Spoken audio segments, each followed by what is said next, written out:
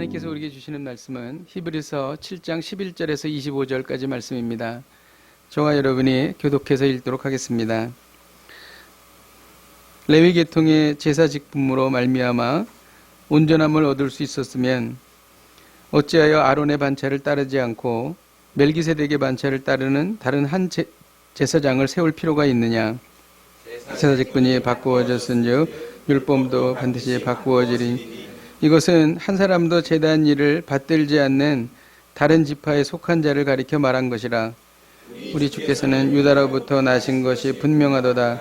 이 지파에는 모세가 제사장들에 관하여 말한 것이 하나도 없고 멜기세덱과 같은 별다른 한 제사장이 일어난 것을 보니 더욱 분명하도다. 그는 육신에 속한 한 계명의 법을 따르지 아니하고 오직 불멸의 생명의 능력을 따라 되었으니 증언하기를 내가 영원히 멜기세덱의 반차를 따르는 제사장이라 하였도다.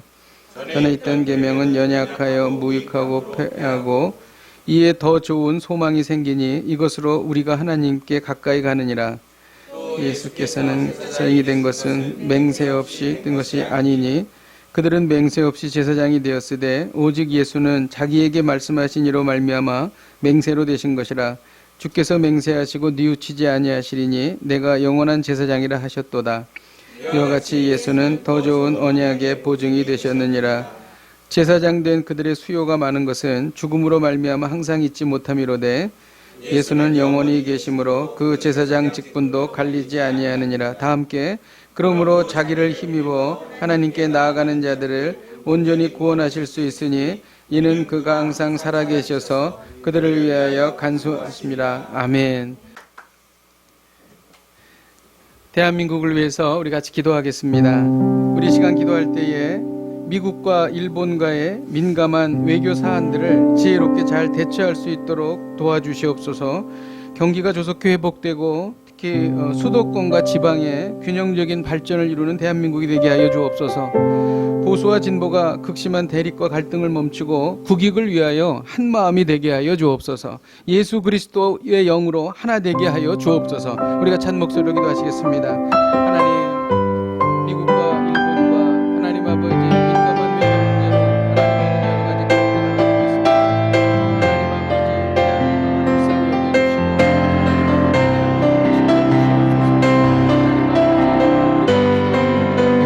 대한민국을 불쌍히 여겨주시고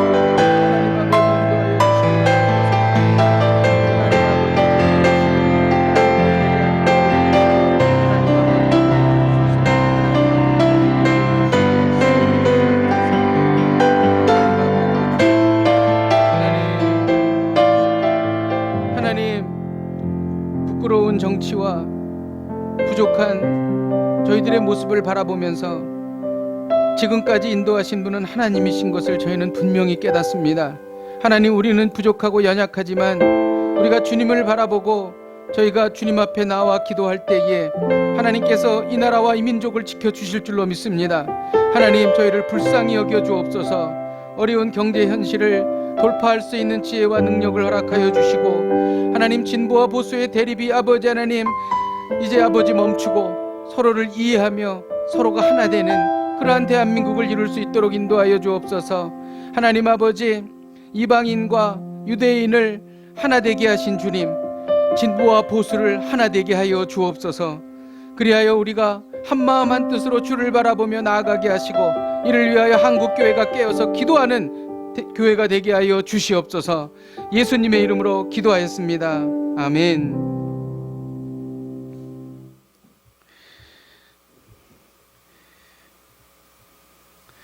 히브리서는 처음부터 계속 예수 그리스도의 우월성에 대해서 말하고 있습니다. 예수 그리스도의 우월성을 변증하는 거예요. 유대인들이 천사가 대단하다 이렇게 생각했어요. 천사보다 예수님이 우월하다. 선지자보다 우월하다.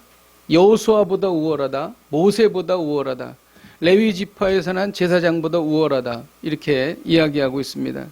우월하다고 얘기할 때에 정말 중요한 그 사실을 히브리서 기자는 말하기를 원했습니다. 그것은 뭐냐면 예수님은 멜기세덱의 반차를 따르는 제사장이다. 이 이야기를 하려고 그러는데 듣는 사람들의 귀가 둔했기 때문에 말을 멈춥니다. 그래서 히브리서 수신자들은 디아스포라 유대인이었는데 이들의 믿음을 더 견고하게 합니다. 그게 6장이 내용이고 7장에 가서 5장에 하려고 했던 멜기세덱에 대한 이야기를 지금 이제 전개하고 있는 것입니다. 멜기세덱은 누구인가? 왜 히브리 기자가 멜기세덱에 대해서 얘기하려고 했을까? 히브리서 수신자들은 지금 로마의 핍박을 받고 있습니다. 사람들이 엄청난 핍박과 고난을 당하고 있고 죽어가고 있는 상황입니다. 이들은 두려워했어요. 그때 마침 이스라엘 본토에서 예수 그리스도가 정말 그리스도라, 예수님이 그리스도라면 어떻게 십자가에 죽을 수 있겠는가? 그건 그리스도가 아니기 때문에 그런 것이다. 너희들이 원래 믿던 유대교로 돌아와라. 이런 유혹이 있었습니다. 이런 상황 속에서 히브리 기자는 멜기세덱의 이야기를 하면서 이들을 설득하고 있는 것입니다. 이런 목회적 정황 속에서 히브리 기자는 구약 성경에서 예수님과 유사하게 소개된 멜기세덱에 대해서 이야기하고 있는 것입니다. 당시 유대인이라면 누구나 다 멜기세덱에 대해서 알았어요. 멜기세덱은 정말 신적인 어떤 능력을 갖고 있는 것처럼 구약 성경에 기록되어 있는 것입니다. 그래서 이 유대인들에게 멜기세덱은 정말 마음속에 갖고 있었던 대상이었고 또 멜기세덱의 이야기를 누구나 다 알고 있었습니다. 그래서 예수님을 설명할 때에 멜기세덱의 예를 들어서 설명하는 것은 아주 대단히 탁월한 접근이었죠. 왜냐하면 모든 제사장은 레위 지파로부터 나와야 돼요. 그런데 멜기세덱은 외국인이었습니다. 아브라함이 전쟁에서 돌아올 때에 맞아 주었고 떡과 포도주를 갖고 맞아 주었고 또 이 멜기세덱에게 축복을 받고 아브라함은 11조를 바쳤죠. 그러니까 이 멜기세덱은 레위 지파가 뿐 아니라 외국인이었어요. 그런데 이 히브리서 기자는 레위 지파가 아닌 대제사장이 있다라는 것을 설명하기 위해서 멜기세덱을 얘기한 겁니다. 그러니까 이것은 아주 탁월한 접근이라고 할 수가 있겠습니다. 멜기세덱이라고 하는 이름의 의미는 멜기세덱이라고 하는 것은 의의 왕이라고 하는 뜻이 있습니다. 그것은 하나님의 공의를 말하는 것이죠. 죄를 지은 사람은 반드시 벌을 받아야 된다라고 하는 공의의 하나님이라는 이름이 있고요. 아담이 하나님의 말씀을 버리고 범죄함으로 인해서 하나님과의 관계가 깨어졌죠. 그런데 예수 그리스도를 통해서 평화가 시작이 되었습니다. 그래서 평강의 왕이라는 이름이 있죠. 의의 왕, 평강의 왕. 그러니까 하나님의 성품을 그대로 이 이름 안에 담고 있었습니다. 그래서 멜기세덱은 레위 제사장보다 우월하다, 이 얘기를 하고 있는 것입니다. 아브라함이 전쟁에서 돌아올 때에 아브라함은 멜기세덱의 전리품의 10분의 1을 바쳤습니다. 그리고 멜기세덱은 축복기도 해줬죠. 높은 자가 낮은 자에게 축복하는 거예요. 아브라함이 얼마나 이스라엘 사람 중에서 높습니까? 그런데 그보다 높은 사람이 멜기세덱이라고 하는 것이 성경을 통해서 증명되었다는 것입니다. 이때 레위는 태어나지 않고 아브라함의 허리에 있었다. 그러니까 레위도 11조를 바쳤다. 이렇게 되는 거예요. 이것을 성경에서 대표성의 원리라고 말합니다. 11조를 받은 레위 지파는 죽었어요. 그러나 멜기세덱은 살아있다. 영원히 살아있다. 이렇게 말하고 있습니다. 그러니까 멜기세덱의 반차를 따르는 제사장이 레위의 지파의 반차를 따르는 제사장보다 훨씬 우월하다. 이 얘기를 여기서 하고 있는 것입니다. 멜기세덱을 생각하면 예수 그리스도를 생각나게 합니다. 멜기세덱의 출생이 아주 신비해요. 어머니도 없고 아버지도 없고 족보도 없고 그 다음에 하나님의 아들과 닮아서 시작한 날도 없고 생명의 끝도 없어서 하나님의 아들과 닮아서 항상 제사장으로 있다. 이렇게 되어 있습니다. 이것은 마치 예수님에 대해서 요한계시록에 설명한 내용과 유사합니다. 요한계시록 21장 6절에 보면 나는 알파와 오메가요 처음이요 마지막이라 이렇게 하신 말씀이 있죠. 8절에 보면 멜기세덱은 산다고 증거를 얻은 자, 그러니까 멜기세덱은 죽지 않는 자다 이렇게 여기에 기록하고 있는 것이죠. 이거 굉장히 사람에 대해서 하는 표현이 아니라는 것을 우리는 여기에서 알게 됩니다. 이것은 마치 죽음을 이기고 승리하셔서 영원히 살아계신 예수 그리스도를 연상하게 하는 것이죠. 계속 멜기세덱에 대해서 이야기를 하면서 우리는 예수님이 자꾸 떠오르는 것입니다. 아브라함은 그돌라오멜 왕들을 물리치고 그가 돌아왔죠. 그리고 그가 그 왕들을 물리치고 돌아온 이유는 뭐냐면 조카 롯을 구하기 위해서 온 거예요. 그런데 이 이방인에 의해서 잡혀간 조카를 구했다라는 것보다는 그러니까 하나님의 백성이 아닌 그러한 그 악의 세력들로부터 조카를 구했다라는 개념이 있는 것입니다. 그래서 악한 자들과의 악한 영과의 영적 전쟁에서 승리하고 돌아오는 아브라함을 맞이했다는 것은 예수 그리스도께서 악한 자들과의 영적 전쟁에서 승리하는 모습을 우리는 여기에서 볼 수 있는 것입니다.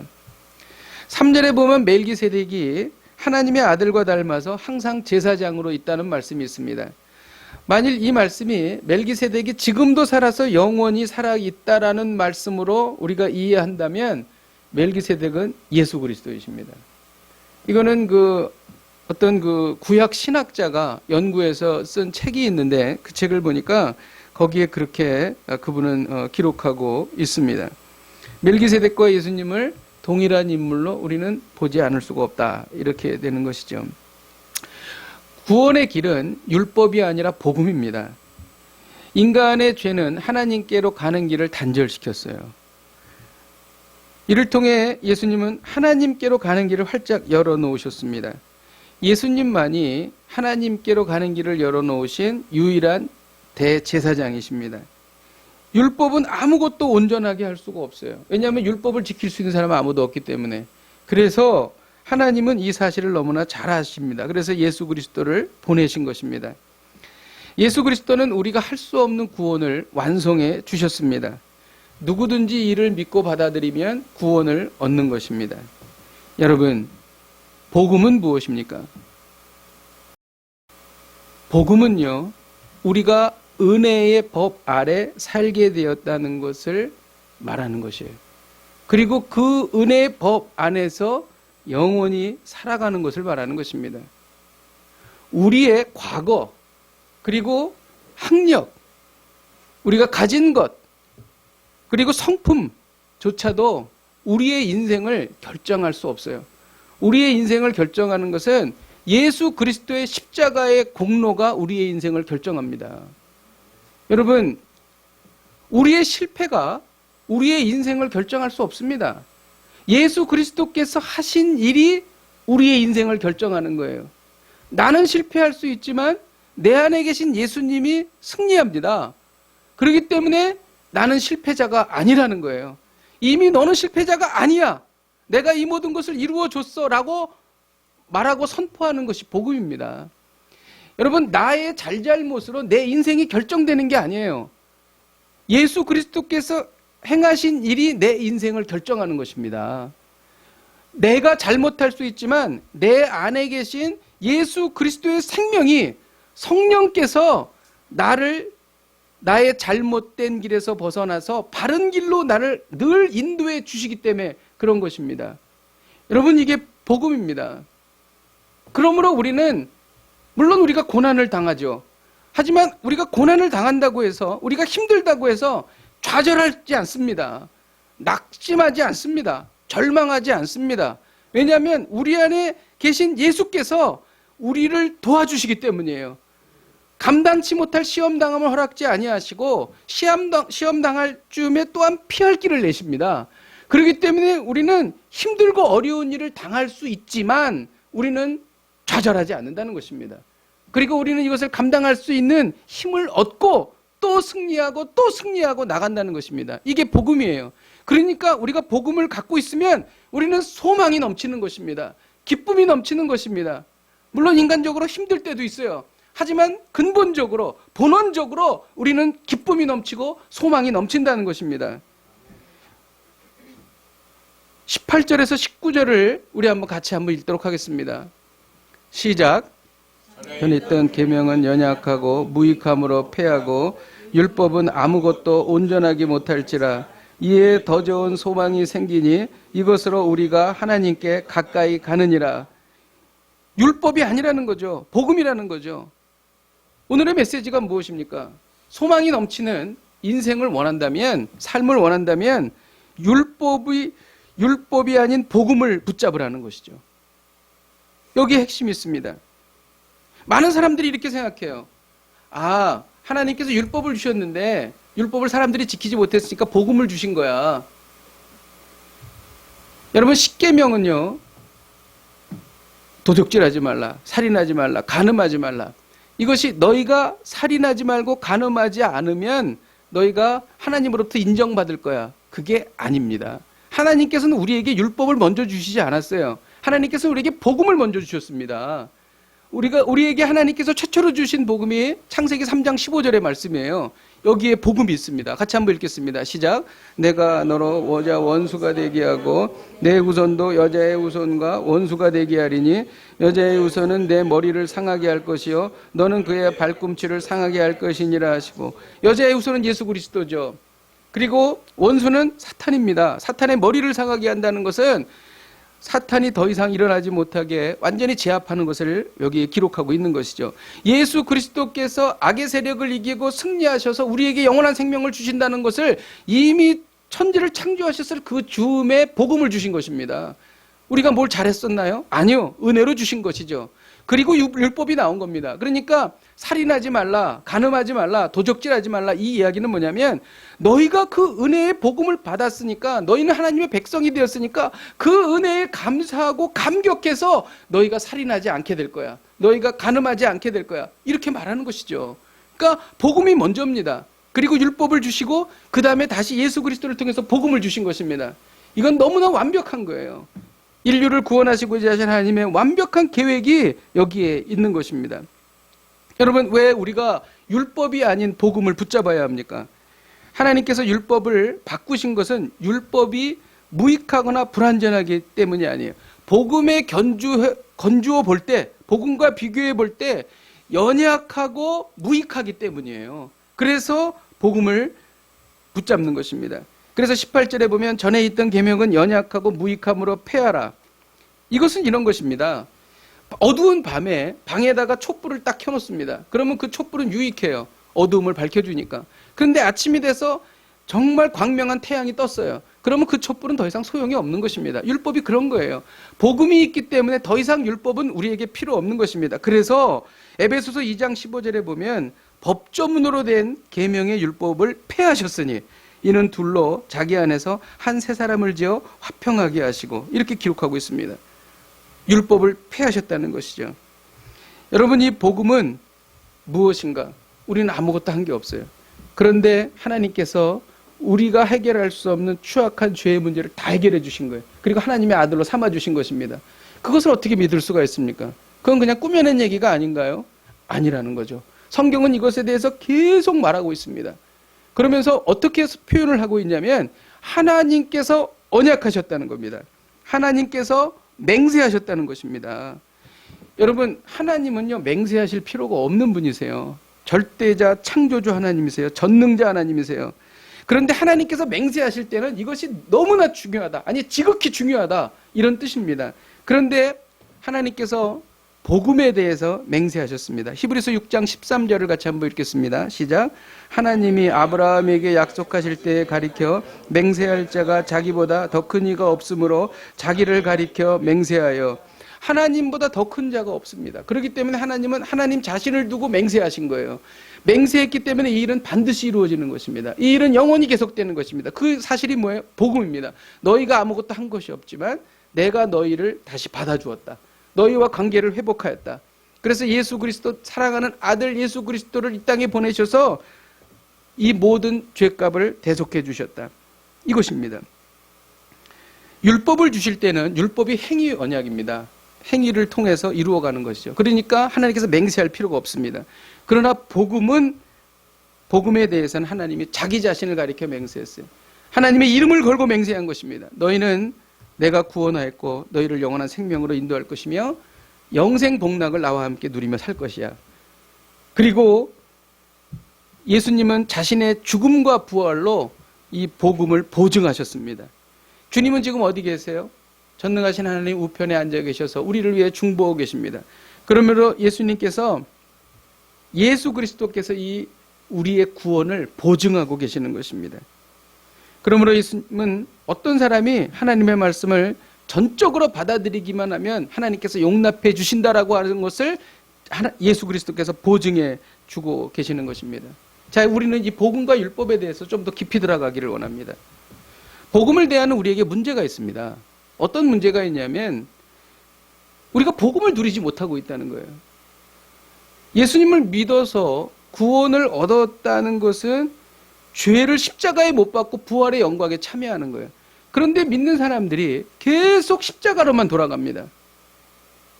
기도할 때도 우리가 늘 하나님 앞에 눈물을 흘리고 회개 기도하는 데에서 벗어나지를 못해요. 조금 하나님 앞에 가까이 나간다고 하면 그냥 십자가로 돌아가서 계속 눈물을 흘리고 기도하고 주님 저는 죄인입니다가 되는 겁니다. 주님은 이거를 원하시지 않아요. 우리는 십자가를 통과했습니다. 물론 죄를 회개해야 하지만 십자가를 통과해서 부활의 영광과 기쁨을 맛보고 누리면서 살아가야 돼요. 그런데 이 부활의 영광을 누리지 못하고 기쁨을 누리지 못하고 늘 우리 마음은 어두워요. 그리고 늘 우리는 십자가로 돌아가서 우리는 죄인의 모습이 된다는 것이죠. 예수님을 믿고 구원을 받아도 성도는 여전히 현실에서 고난을 당합니다. 그래요. 그건 고난을 당합니다. 그러나 주님은 복음을 통하여 고난을 당하는 성도에게 강력한 위로를 주고 계세요. 소망을 주고 계십니다. 주님은 우리에게 이렇게 말씀하시죠. 내가 너희의 모든 문제를 다 해결했다. 너희의 죄 문제를 다 해결했다.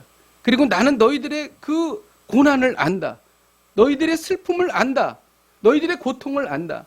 왜냐하면 내가 성육신에서 그것을 경험해 봤기 때문에 더 잘 안다. 그리고 나는 너희들과 함께 있다. 그리고 너희들로 하여금 이 고난을 이기고 승리하게 해줄 것이다. 내가 너를 건지고 너를 영광스럽게 할 것이다. 왜냐하면 하나님인 나의 생명을 바쳐서 너희를 건졌기 때문이다. 그리고 나는 부활의 첫 열매가 되었다. 부활의 첫 열매가 됐다는 것은 너희들도 부활한다는 것이다. 그러므로 너희는 고통으로부터 일어날 거야. 너희는 절망으로부터 일어날 것이다. 너희는 그 슬픔을 딛고 일어날 거야. 이 이야기를 우리 주님이 늘 우리에게 하고 계시는 것입니다. 이것을 우리가 받아들이고 이것을 우리가 갖고 있다면 우리는 어떠한 고난과 어떠한 어려움이 와도 우리는 소망을 가질 수 있다는 것입니다. 우리는 탕자의 비유에서 이 답답함을 볼 수가 있어요. 둘째 아들이 아버지의 재산의 반을 가지고 나가서 창기와 함께 말아먹고 거의 폐인이 돼서 돌아왔잖아요. 그때 아버지는 저쪽 멀리서 오는 둘째 아들을 보고 맨발로 뛰어가서 둘째 아들을 맞이하고 입을 맞추고 손에 가락지를 끼고 좋은 옷을 입히고 잔치를 베풀었지 않았습니까? 송아지를 잡고 잔치를 베풀었죠. 그런데 문제는 옆에 있던 큰아들입니다. 큰아들이 보면서 불쾌한 거죠. 그리고 싫은 겁니다. 아버지가 나는 아버지와 함께 있으면서 일도 하고 그랬는데 염소도 한 마리, 작은 염소 한 마리도 잡아주지 않았는데 어떻게 그 창기와 함께 재산을 말아먹은 저 녀석을 저렇게 잘 대접해 줄 수가 있느냐. 막 그렇게 화를 내고 불평했습니다. 그때 아버지가 한 말이 뭡니까? 너는 항상 나와 함께 있지 않느냐. 내가 가진 것이 다 내 것이 아니냐. 그래요. 하나님께서 우리에게 복음을 주셨습니다. 정말 모든 것을 다 주신 거예요. 그런데 우리는 그것을 누리지 못하고 있습니다. 그것을 삶에 적용하지 못하고 늘 우리는 실망에 빠져 있고 늘 괴로움에 빠져 있고 늘 우리는 죄인이 되어서 늘 십자가로만 돌아가고 있다는 거죠. 복음의 기쁨을 누리지 못한다는 것입니다. 여러분, 이 큰아들이 바로 우리가 아닌가요? 여러분 삶에 행복이 있습니까? 기쁨이 있습니까? 어려움이 있더라도 이 어려움은 하나님께서 나를 단련시키기 위해서 주시는 고난이야. 이것을 통해서 나는 정금이 될 거야. 왜? 왜냐하면 나는 능력이 없지만 내 안에 계신 예수 그리스도께서 전능하시기 때문에 나를 반드시 이기게 하고 나를 이 어려움을 돌파시켜서 하나님 살아계심을 나에게 보여주실 거야. 아멘. 어렵지만 나는 승리한다. 아멘. 할렐루야. 여러분, 이 마음을 갖고 산다면 우리는 복음으로 충만하게 사는 사람들이라는 것입니다. 왜 우리가 고난을 당할까요? 성경은 구원받은 사람들도 고난당한다 말하고 있습니다. 로마서 8장 23절을 같이 한번 읽도록 하겠습니다. 시작. 그뿐 아니라 또한 우리 영령이 처음 익은 열매를 받은 우리까지도 속으로 탄식하여 양자될 것 곧 우리 몸의 속량을 기다리느니라. 성령의 처음 익은 열매를 받은 우리들이잖아요. 성령 받은 사람들 도 속으로 탄식하여 몸의 속량을 기다린다. 이건 무슨 말이냐면 육체적으로 우리가 구원받아도 연약하여서 우리는 아픔과 고통과 슬픔에 빠질 수 있다는 것이죠. 정욕과 유혹으로부터 자유롭지 못하다는 거예요. 왜냐하면 우리가 부패한 본성을 갖고 있기 때문에. 하나님은 구원받은 우리를 고난에 거하게 하십니다. 그 이유가 뭔지 아세요? 고난 속에서 복음이 빛을 발합니다. 우리가 행복하고 뭐 잘 지내고 그럴 때보다도 고난 속에서 복음이 빛을 발해요. 왜냐하면 복음을 이 고난의 삶 속에서 끊임없이 경험하고 경험하면서 확인하고 실천하고 삶 속에서 이 복음이 드러나며 나 자신이 영광스러워지고 하나님께 영광을 올려드리는 좋은 계기가 되기 때문에 하나님께서 고난을 우리에게 허락하시는 것입니다. 여러분, 달란트의 비유를 예수님께서 왜 허락하셨을까요? 뭐 주님께서 주신 재산을 많이 불려가지고 뭐 그렇게 하라는 겁니까? 그게 아니죠. 우리가 받은 복음이라고 하는 영적 유산을 내가 한번 인생을 살면서 불려보라는 거예요. 악한 종은 가지고 있는 것이 최선이었어요. 아무것도 불리지 않았습니다. 복음을 받았는데 불리지 않습니다. 그건 악한 종이 되는 거죠. 충성스러운 종은 주인의 기업에 동참하는 것입니다. 그래서 인생을 살면서 이 복음이라고 하는 정말 귀한 영적 자산을 갖고 불려나가는 겁니다. 고난을 통해서 불려나가고 또 이 복음을 통해서 이 복음을 확장시켜 나가는, 그리고 복음의 영광을 누리는, 고난이 올 때 좌절하지 않고 불평하지 않고 고난의 이 복음의 영광을 누리는, 그리고 영성이 깊어지고 거룩해지고 인내심이 자라고, 이것이 바로 주인의 기업에 동참하여 소득을 누리는 것입니다. 성령의 9가지 열매를 그대로 거두는 것이고 그 열매는 점점 자라는 것이죠. 이게 바로 달란트의 비유를 주신 주님의 뜻인 것이죠. 어떻게 고난을 이겨나갑니까? 복음으로 이겨나갑니다. 로마서 8장 28절에서 30절을 같이 한번 읽겠습니다. 시작. 우리가 알거니와 하나님을 사랑하는 자 곧 그 뜻대로 부르심을 입은 자들에게는 모든 것이 합력하여 선을 이루느니라. 하나님이 미리 하신 자들을 또한 그 아들의 형상을 본받게 하기 위하여 미리 정하셨으니 이는 그로 많은 형제 중에서 맏아들이 되게 하려 하심이니라. 또 미리 정하신 이들을 그동안 부르시고 부르신 이들을 또한 의롭게 하시고 의롭게 하신 그들을 또한 영화롭게 하셨느니라. 여러분, 합력하여 선을 이룹니다. 복음을 갖고 있는 사람, 하나님의 백성은 어떠한 일이 있어도 합력하여 선을 이룹니다. 그것이 뭐 반드시 승리한다, 반드시 성공한다, 반드시 뭐 그런 세상적인 관점에서 어떤 그 무엇을 얻는다, 그런 것이 아니에요.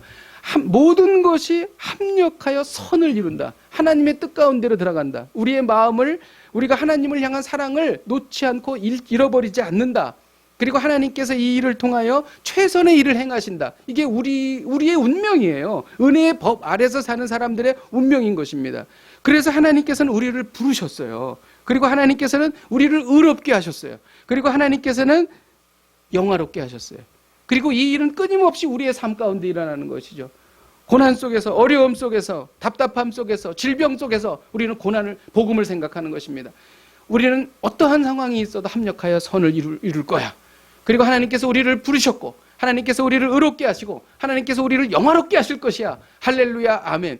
여러분, 이것은요, 해피엔딩의 끝을, 우리가 영화의 끝을 이미 보고 있는 겁니다. 영화를 보다 보면 중간에 어려움도 있고 실패하기도 하고 쓰러지기도 하고 그러잖아요. 그런데 끝에 가서는 해피엔딩이 되는 거예요. 그래서 우리는 영화의 끝을 이미 다 본 사람이에요. 우리는 해피엔딩으로 끝날 인생이라는 거죠. 그러니까 우리는 행복한 것입니다. 축구 경기를 할 때 이겨야 될까 져야 될까 막 두려워하고 막 걱정하고 조바심을 내고 축구 경기를 보는데 재방송이야. 그건 이미 3대1로 이긴 경기야. 그러면은 아무리 어렵고 힘들더라도 마음이 편안하죠. 어차피 이길 걸 아니까. 이게 바로 우리의 인생이라는 거예요. 여러분, 이게 복음이라는 거예요. 그러니까 우리는 절대로 실패하지 않아요. 절대로 우리는 좌절하거나 낙심할 이유가 전혀 없다는 것입니다. 아멘. 아멘. 이게 바로 우리의 인생이라는 것입니다. 말씀을 준비하면서 주신 감동이 있습니다. 3절에 보면 아버지도 없고 어머니도 없고 족보도 없고 시작한 날도 없고 생명의 끝도 없어 하나님의 아들과 닮아서 항상 제사장으로 있다. 이런 말씀이 있습니다. 이건 멜기세덱의 출생과 그리고 죽음에 대해서 성경이 기록하고 있지 않다는 것입니다. 멜기세덱이 정말 죽었는지 죽지 않았는지는 아무도 알 수 없어요. 성경에서 그것이 말하고 있지 않기 때문에 그렇습니다. 그런데 대제사장인데 왜 혈통을 성경에서 기록하지 않았을까? 여러분, 이것은 우리가 유대인이 아니기 때문에 잘 모르는데 유대인에게 있어서 제사장은 반드시 혈통을 밝혀야 합니다. 내가 아론의 누구로부터 비롯된 제사장이냐, 이걸 밝혀야 제사장이 될 수 있습니다. 근데 멜기세덱은 전혀 그것을 밝히지 않고 있어요. 이것이 구약의 기자들이 무성의했거나 아니면 기록상에 오류가 있었던 것인가? 그게 아니라는 것이죠. 하나님께서 밝히지 않으신 것입니다. 의도를 가지고 밝히지 않은 것입니다. 왜냐하면 여기에 하나님의 깊으신 뜻이 있기 때문인 것이죠. 하나님께서 멜기세덱에게 직분을 주신 것은 이것이 중요한 일이기 때문에 기록을 남기지 않았어요. 그 이유는 뭐냐면 그것에 대해서 확실히 말하지 않음으로 인해서 사람들로 하여금 무언가를 기대하게 하는 거예요. 정말 그 신적인 어떤 존재가 있었는데, 아브라함보다 높은 존재가 있었는데, 그 멜기세덱이 우리 유대인들을 복주고 축복을 해줬어. 도대체 그분이 누구실까? 그러면서 이 유대인들에게 끊임없이 메시아를 갈망하게 하는 것입니다. 자신들의 구원을 위해서 이 메시아를, 예수 그리스도를 드러내기 위해서 숨겨놓은 것이죠. 이것을 고대 문학의 기법으로 은폐의 기법이라고 합니다.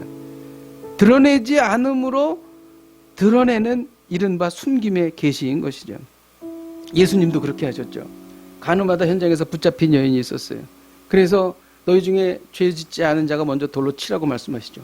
그리고 나서 예수님께서 침묵을 지키십니다. 허리를 굽히셔가지고 땅에 뭔가를 쓰십니다. 예수님이 아무 말씀도 하지 않는 거예요. 이 아무 말씀도 하지 않는 것이 가장 강력한 표현이 되는 것이죠. 사람들로 하여금 자기의 죄를 보게 하고, 그리고 자기가 추악한 죄인이라는 것을 알게 하고, 또 자기가 돌을 던질 수 없는 사람이라는 것을 예수님이 직접 말씀하시는 것보다도 침묵하시고 허리를 굽히셔서 땅에 그 글을 쓰시는 그 순간에 사람들로 하여금 훨씬 더 강력하게 예수님의 의미가 전달이 되었다는 것입니다. 성경이 침묵할 때 여기에는 또 다른 하나님의 뜻이 있습니다. 또한 우리의 삶 속에서 하나님께서 침묵하실 때가 있습니다. 내가 이렇게 기도했는데 하나님께서 왜 침묵하시지? 내가 이렇게 힘든데 왜 하나님께서 침묵하시지? 이럴 경우에 경박하게 흔들리지 말고 겸손하게 하나님의 뜻을 기다리며 자중해야 합니다. 왜냐하면 침묵 속에 더 중요한 것이 드러나기 때문인 것이죠. 하나님께서 침묵을 통하여 우리에게 더 많은 것을 가르쳐 주십니다. 요즘 하나님께서 여러분에게 침묵하십니까? 하나님께서 더 중요한 무엇을 말씀하시기 위한 것이, 오늘 우리는 설교를 통해서 복음에 대해서 얘기했습니다. 하나님의 침묵이 과연 무서운 것을 의미하는 것인가? 요한계시록에서 나오는 반나절 동안 아무 소리도 나지 않는 그러한 그 정막, 다음에 심판이 임하기 전에 있는 정막을 말하는 것인가? 아니라는 것이죠. 왜? 우리는 구원받은 하나님의 백성이니까. 우리는 복음을 갖고 있는 사람들이니까. 하나님은 침묵을 통해 우리를 위해서 서프라이즈 파티를 준비하실 확률이 훨씬 높습니다. 저는 그렇게 믿습니다. 우리가 기대하고 바라고 응답받기를 원하는 것인데 침묵이 계속되고 있어요. 이 침묵 속에 하나님께서는 중요한 것을 드러내시며 이 침묵 뒤에 올 그 큰 기쁨을 더 배가하기 위해서 우리에게 침묵을 준비하신다. 저는 그렇게 믿습니다. 저는 우리 서울호 산낙교회에게 주시는 침묵도 그런 의미라고 저는 믿습니다. 여러분들에게 주시는 침묵도 그런 의미라고 믿습니다. 왜냐하면 하나님께서는 우리에게 가장 좋은 것을 우리에게 주시는 분이시기 때문입니다. 지금까지 우리가 살아오면서 그것을 경험했어요. 앞으로도 하나님은 그럴 것입니다. 이 말이 아버지도 없고 어머니도 없고 족보도 없고 시작한 날도 없고 생명의 끝도 없다 라는 말에 또 다른 의미가 되는 것입니다. 오늘 하나님은 우리에게 말씀하십니다. 소망이 넘치는 인생을 원한다면 율법이 아닌 복음을 붙잡으라. 소망이 넘치는 인생을 원한다면 율법이 아닌 복음을 붙잡으라. 여러분, 우리는 절망하지 않습니다. 우리는 실패하지 않습니다. 왜냐하면 우리는 복음을 소유한 자들이기 때문입니다. 우리 함께 찬양하고 기도하십시다. 우리 찬양할 때 나의 힘이 되신 여호와여, 우리 같이 찬양하십시다.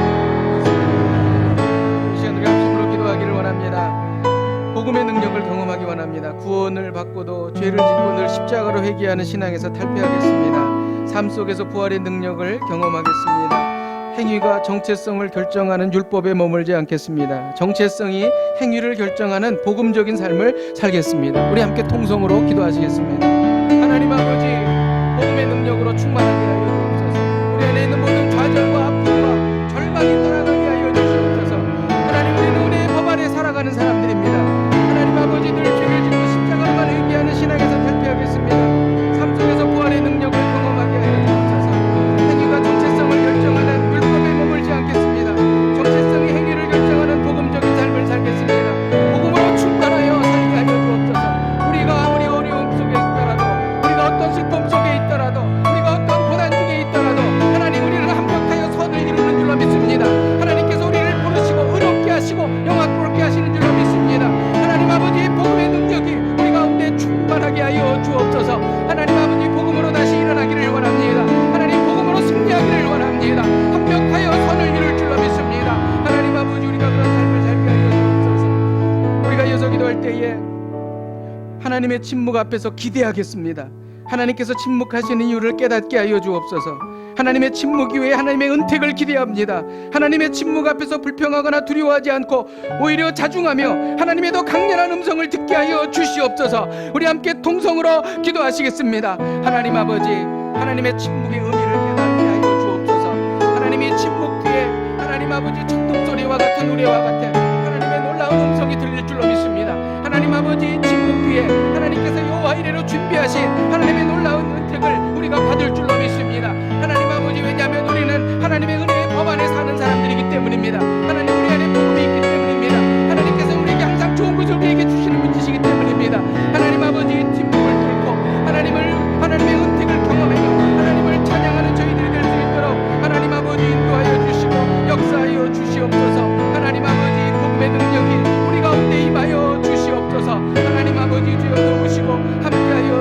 주시옵소서.